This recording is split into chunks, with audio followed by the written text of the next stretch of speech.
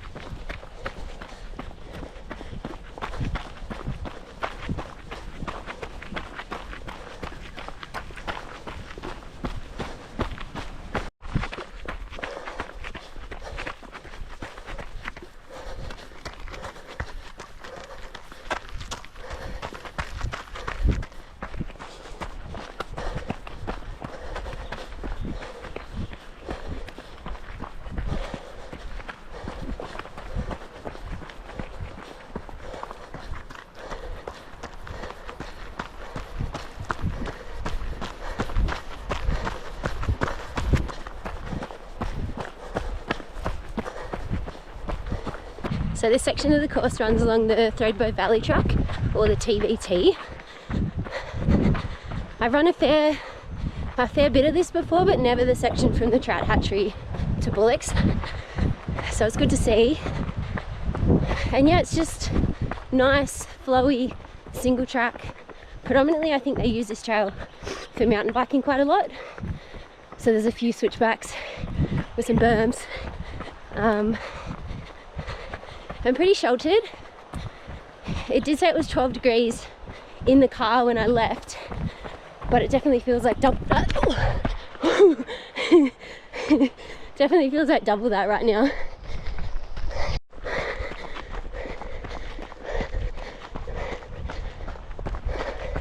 Just saw some deer.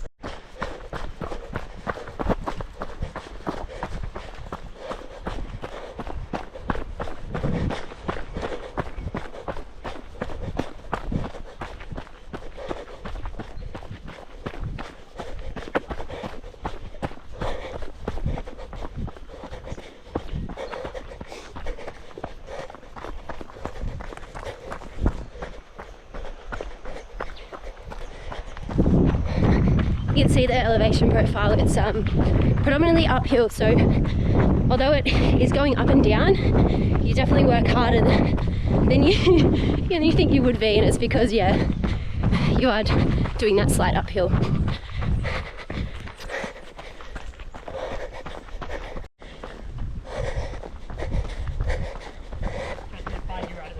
Yep.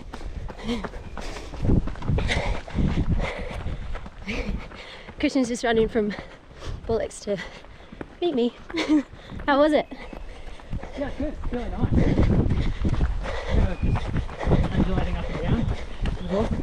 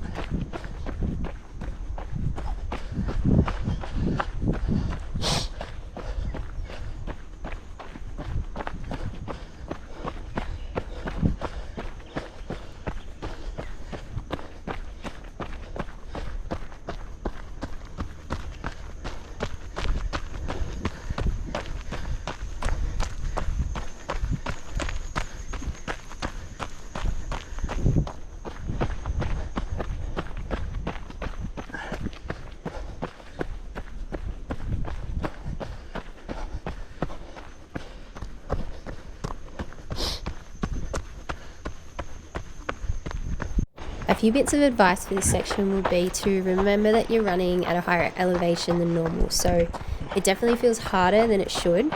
The trail isn't technical too, so it's a really good place just to make sure that you're drinking and you're eating and staying on top of hydration. It will obviously be busier on race day too, but Christian did almost step on a pretty big black snake when he was running, and it was right in the middle of the trail, so it's the perfect time to sit back and let someone else clear the way. We also saw heaps of roos and deer, and it was super warm too, so good idea to carry more water than you think you need. And yeah, for reference, I drank about 1.5 litres during this section.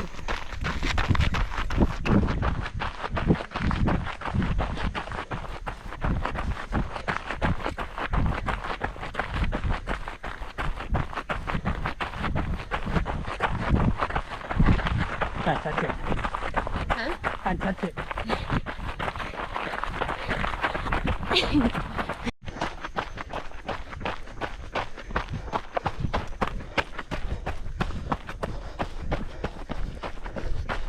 Ooh.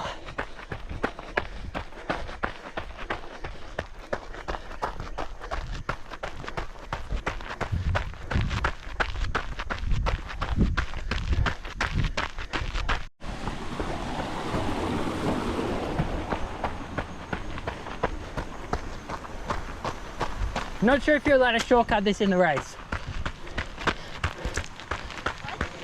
Not sure if you're allowed to shortcut this in the race. See here?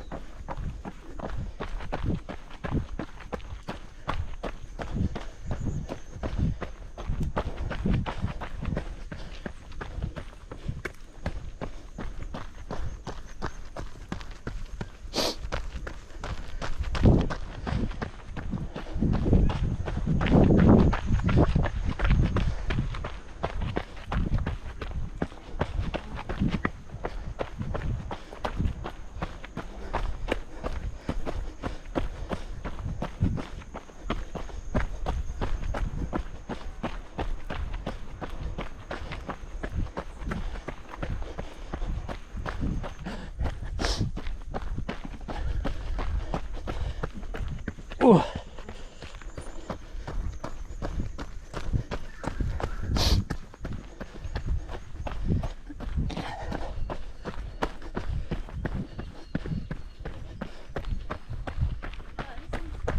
Yeah, right here.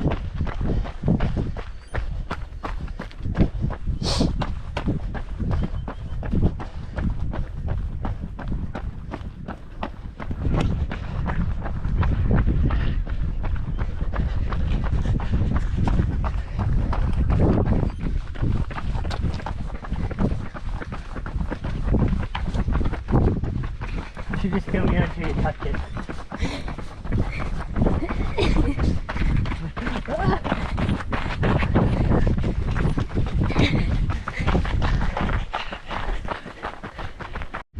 So once you get to the bridge here, once you cross the bridge here at Bullocks Flat, we head out and then we do a loop around Crackenback. We've still got 22k to go.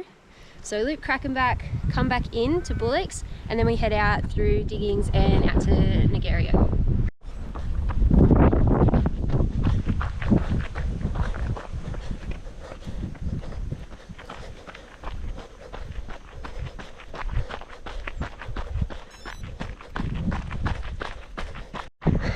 Just kidding, we'll take the other trail.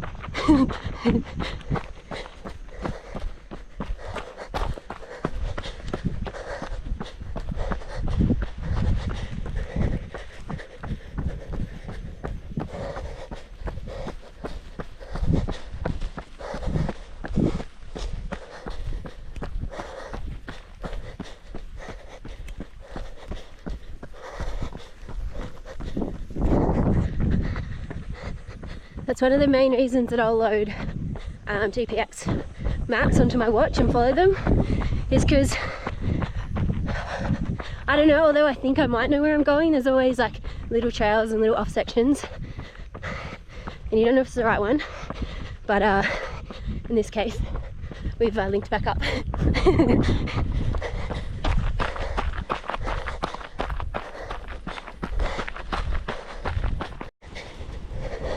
We kind of guessed this section when creating the route because we couldn't see any trails on the map, but there's this nice little single track black trail to follow, and you can see like we got pretty close.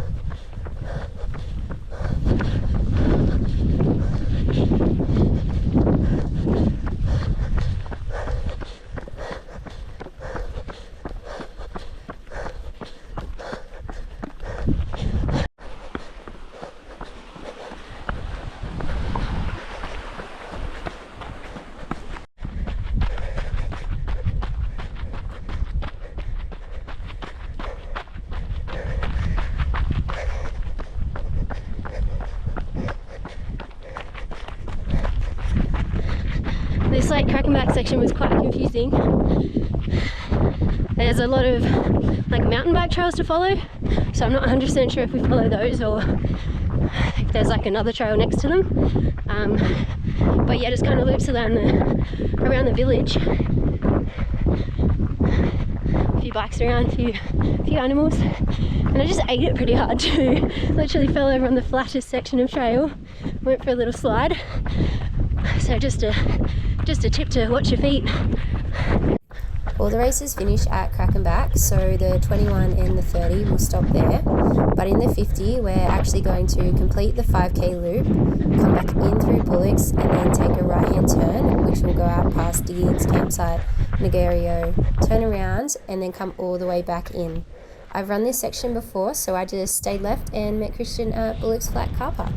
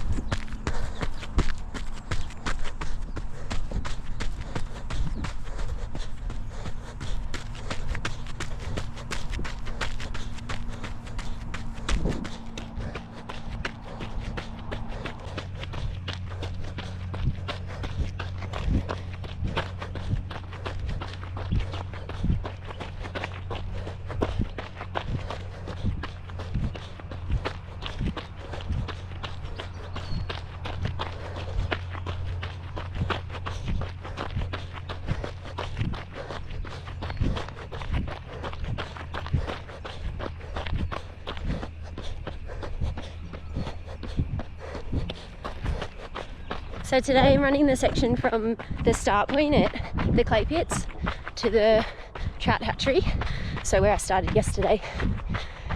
And yeah, it just looks like nice single trail. It gets a little bit wider here. But yeah, just beautiful running next to the lake.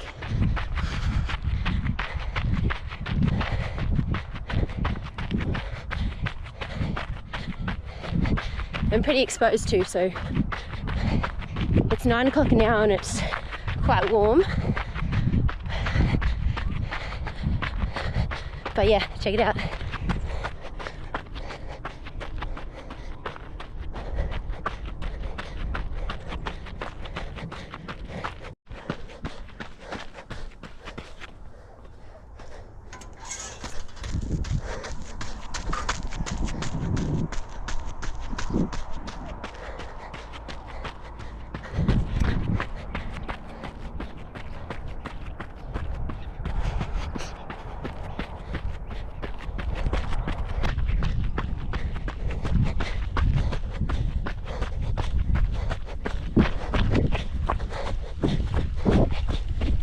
Hey.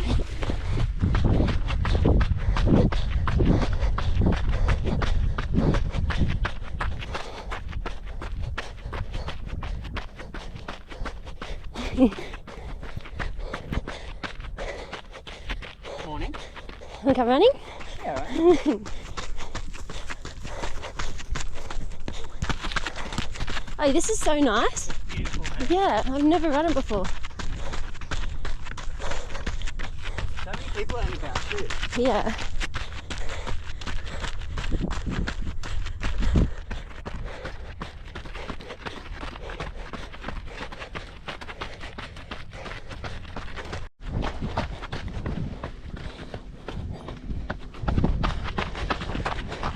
What a transition. How nice is this seat out here though?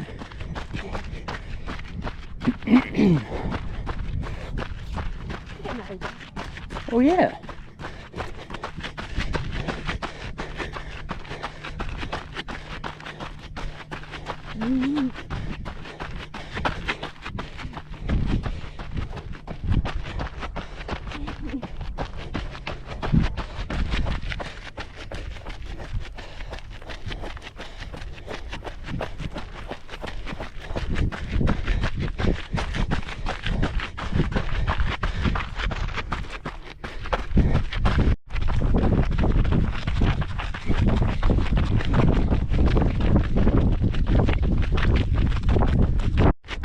After about 7 k's on the single track, the path veers away from the lake to the left and we end up running on this nice wide fire trail. It does look pretty flat, but it's got a steady uphill grade the entire time, so it does make it pretty tough. And then right at the top there's 2 of these cattle grates that we need to cross over, so fingers crossed they are covered up on race day.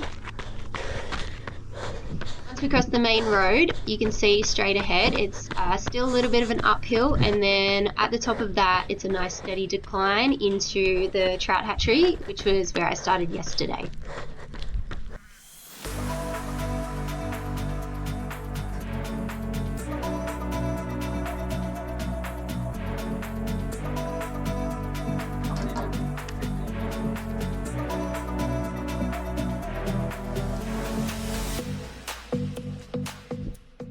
The last thing I'll do is I'll just run over the mandatory equipment that they've got listed here for the race. So I've just jumped on the website and pulled up the list. Basically what they ask for is a water bottle or bladder with 2 litre capacity. So you could use a bladder or you could just use flasks. Enclosed running shoes, your race number, which you'll get when you check in. You have to take your mobile phone, so they just like to make sure that that's fully charged. A crate bandage, an emergency space blanket, whistle. Most of the time whistles are in your running vest, depending what running vest you have, so make sure you double check that first. Personal snacks, nutrition and hydration, so fingers crossed you've got some kind of idea of what you're going to be taking on during the race, and then some kind of idea of where those aid stations are. So have a little look on the website. For the aid stations, there's going to be one at the Trout Hatchery, one at Bullocks Hut, and then one at Lake Crackenback Resort, so that's also where the finish line is. There's one at Negerio, so the turnaround for the 50k, and then you go through Bullocks and Crackenback twice. Got to take a rubbish bag, so a Ziploc bag's usually fine. You can usually jam a few things into this and kind of vacuum seal it to make it nice and tight in your pack. Emergency instructions, I'll give you those when you check in. A beanie, balaclava, so I'll usually just take a buff. It should be fine. Long sleeve thermal top, and then a waterproof jacket as well. Make sure it's waterproof, not water resistant. They've also got a list of highly recommended equipment to take. It just mentions to have clothing that suits the weather conditions on the day. So obviously being in the mountains, it can be hot, it can be cold, it can be rainy, it can be snowy, it could be all of those things in one day. So just make sure that you're prepared.